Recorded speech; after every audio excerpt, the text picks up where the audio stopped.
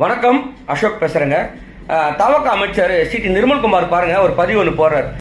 இல்ல இப்ப கார்பெண்டரா எக்ஸலண்டா அவங்களுக்கு தேவை அதிகமா இருக்கு. நீங்க யாராவது கார்பெண்டர் நீங்க போய் கூப்பிடணும்னா நீங்க 1 வீக் ஆகுது அப்பாயின்மெண்ட் கிடைக்கும். அவங்களோட தேவை அதிகமா இருக்கு. சோ எல்லா பிளம்பர் இருக்காங்க, பிளம்பரோட தேவை அதிகமா. சோ எல்லாரும் அதை ஒரு ஜாபா போடுறாரு. நீட் தேர்வு ஏன் மாணவர்களுக்கு கவனத்தை செலுத்துறீங்க? ஏன் மருத்துவ டாக்டர் ஆகணும்னு ஆசைப்படுறீங்க?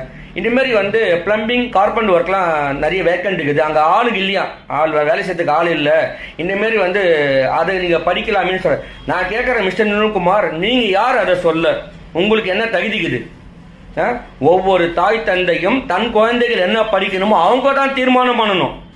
ஏன்னா அவங்க பணங்க, அது அவங்க பணத்தை குழந்தைய படிக்க வைக்கிறாங்க. உங்கள் வீட்டு பணத்தை படிக்க வைக்கிறாங்க. சொல்லுங்க பார்க்கலாம். இப்போ நாங்கள் எல்லாருமே கேட்குறோம், மிஸ்டர் நிர்மல்குமார் அவர்களே, அமைச்சர் பதவியை ராஜினாமா பண்ணிட்டு தூய்மை பணியில ஆளுங்களாம் கம்மியாக இருக்கிறாங்க, அந்த வேலையை செய்ய நாங்கள் சொல்ல முடியுமா? சொல்ல மாட்டோம். ஏன்னா எதை சொல்லணுமோ அதுதான் சொல்லணும். எப்படி இந்த மாதிரிலாம் இந்த அமைச்சர்லாம் எப்படி இப்படி பேசுறாங்க? ரீல்ஸுக்காக பேசுறாங்களா? எப்படி முதலமைச்சர் ஜோசப் விஜய் எப்படி இதெல்லாம் கண்காணிப்பாரா? இல்லை அவங்களுக்கு இப்படிலாம் எப்படி இதை வேடிக்கை பார்க்கறான்னு எனக்கு தெரியல.